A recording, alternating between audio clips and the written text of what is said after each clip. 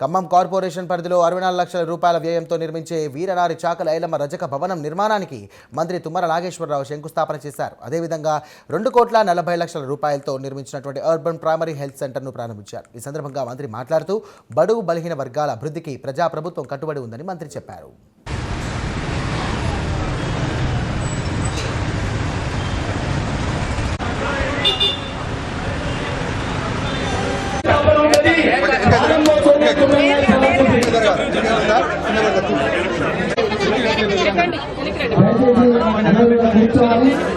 Okay sir ముందు sir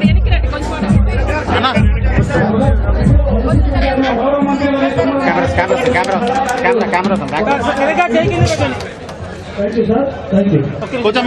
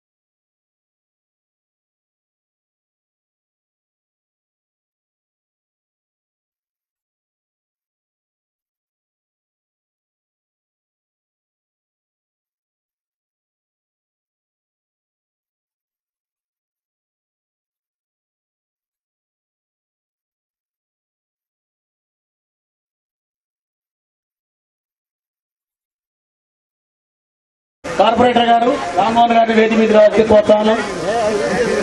అట్లా సమర్థ మురళి గారిని వేది మీద రావాల్సి కోరుతా ఉన్నాం. మిగతా గౌరవ కార్పొరేటర్ అందరినీ వేది అందరినీ దయచేసి కూర్చోండి. ముందున్న వాళ్ళు కూడా అందరూ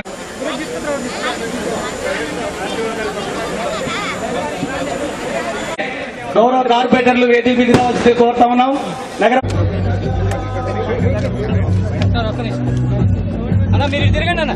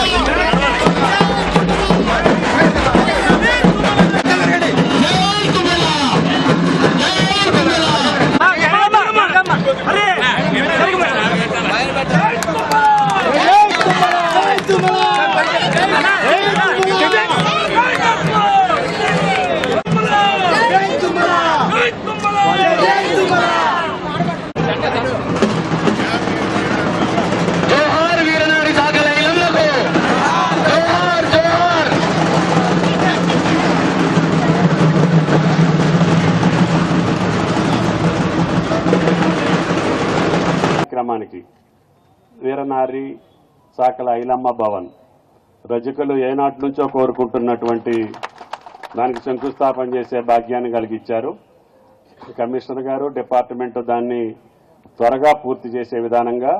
అదేవిధంగా నాగరాజు ఇంకొక ఫ్లోర్ అయితే బాగుంటుందండి, మేము కింద భోజనాలు పైన ఫంక్షన్ చేస్తూ ఉంటారు, అది కూడా కమిషనర్ గారికి చెప్పాను. పూర్తయ్యే లోపల దాన్ని కూడా శాంక్షన్ చేస్తే వాళ్ళకి పూర్తిగా రజకులకి న్యాయం చేసినట్టు అవుతుంది. కాబట్టి ఆ భవనాన్ని ఐలమ్మ భవనంగా నామకరణ చేసి దాన్ని త్వరగా పూర్తి చేసుకొని ఆ జాతి అంతా కూడా సగౌరవంగా తలెత్తుకొని తిరిగేటట్టుగా తప్పకుండా చేస్తాం. బ్రహ్మంగారు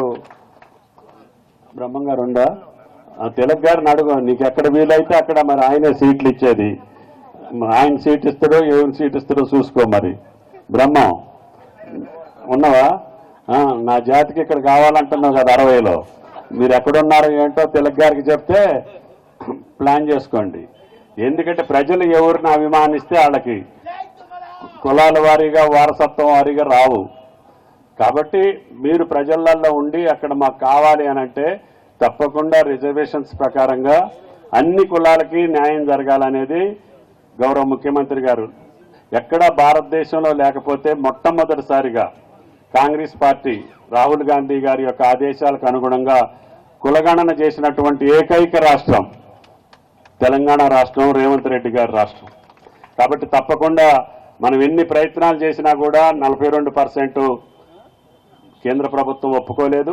ఒప్పుకోకపోయినా ఆ జాతులకు అన్నిటికీ న్యాయం చేయాలనే ఆలోచనతోటి ముఖ్యమంత్రి గారు ఉన్నారు. తప్పకుండా ఆ కార్యక్రమాన్ని కూడా నిర్వహించే శక్తిని మీ అందరి తరఫున భగవంతుడిని కోరుకుంటున్నాం. అదేవిధంగా డిఎంహెచ్ఓ గారు కూడా మొన్న ఒక హాస్పిటల్ శాంక్షన్ చేశాం, పూర్తి చేశాం. ఇది కూడా ఈ స్థలం డిస్ప్యూట్లో ఉంటే ఎడ్యుకేషన్ డిపార్ట్మెంట్ దగ్గర నుంచి తీసుకొని దీన్ని కూడా నిర్మాణం చేసుకున్నాం. కాబట్టి ఇది ఇప్పుడు 6 గంటలే ఉంది డిఎంహెచ్ఓ గారు, దీన్ని కనీసం 12 గంటలు చేయండి. ఇంకో డాక్టర్ని పెడితే కదా, కనీసం పగల అత్తమానం ఉంటే ఇంకొక డాక్టర్ని అపాయింట్ చేస్తే సరిపోద్ది అనుకుంటా. అది మీరు కమిషనర్ గారితో ప్లాన్ చేసుకొని పగల అత్తమానం అన్నా మనకు పని జరిగేటట్టుగా ఉండాలి. అసలు వీలైతే 3 ఉంటే ఇంకా మంచిది కదా, డే అండ్ నైట్ కూడా వర్కౌట్ చేయవచ్చు. సరే, ఏదేమైనా ఇక్కడ ఈ 6-7 డివిజన్లకి ఉపయోగపడే హెల్త్ సెంటర్ని బ్రహ్మాండంగా వాడుకుంటే జనరల్ హాస్పిటల్ మీద లోడ్ ఉండదు. మేయర్ గారు చెప్పినట్లుగా పెద్ద కేసులు ఏమైనా ఉంటే తప్పదు, ఇక్కడ రిఫర్ చేస్తే అక్కడికి వెళ్తారు. కాబట్టి ఈ 2 ప్రైమరీ హెల్త్ సెంటర్లని పూర్తి స్థాయిలో వినియోగించుకుంటే ఈ ప్రాంతంలో మధ్యతరగతి పేద ప్రజలందరికీ ఉపయోగపడుతుంది. కాబట్టి బాలసాని గారు చెప్పినట్లుగా ఖమ్మం ఇంకా అందంగా ఉండాలంటే రోడ్డు విస్తరణ తప్ప వేరే మార్గం లేదు. పెరుగుతున్నటువంటి జనాభా, ఇది 4000 పంచాయతీ సీతారాములు గారు మొట్టమొదట వరంగల్ జిల్లాలో ఉన్నప్పుడు, తర్వాత ఖమ్మం మెట్టు అది 40,000కి చేరింది. అట్లా ఇప్పుడు 4.5 లక్షలు, సుమారు 5 లక్షల జనాభాకు వచ్చింది. దానికి తగ్గట్టుగా మీరు రహదారుల్ని విస్తరించుకోకపోతే మీకు ఎన్ని కోట్లున్నా కూడా ఉపయోగం లేదు. కాబట్టి దయచేసి కమిషనర్ గారు, మేయర్ గారు, కార్పొరేటర్లు అందరూ కూడా వాళ్ళందరినీ ఒప్పించి రహదారి మనం విస్తరించుకుంటే ఆ ప్రాంతంలో బిజినెస్ బాగుంటుంది, మీ భూములకి విలువ ఉంటుంది, మీకు కూడా విలువ ఉంటుంది. విస్తరణ లేకపోతే మీకు కూడా విలువ ఉండదు. ఎంత పెద్ద భవనం కట్టుకొని అందుట్లో మీరు ఉన్నా కూడా రోడ్డు విస్తరణ కరెక్ట్గా లేకపోతే మీకు విలువ ఉండదు. కాబట్టి పిఎస్ఆర్ రోడ్డు అనుకుంటా అందరూ ఒప్పుకున్నారని వచ్చారు. అందరూ ఒప్పుకుంటే చెయ్యండి అని చెప్పిన. అందరూ ఒప్పుకున్నాక చేసి మొదలుపెట్టే ముందు మళ్ళీ కొంతమంది లాయర్లు ఉంటారు, వాళ్ళకి డబ్బు తప్ప వేరే ఉండదు.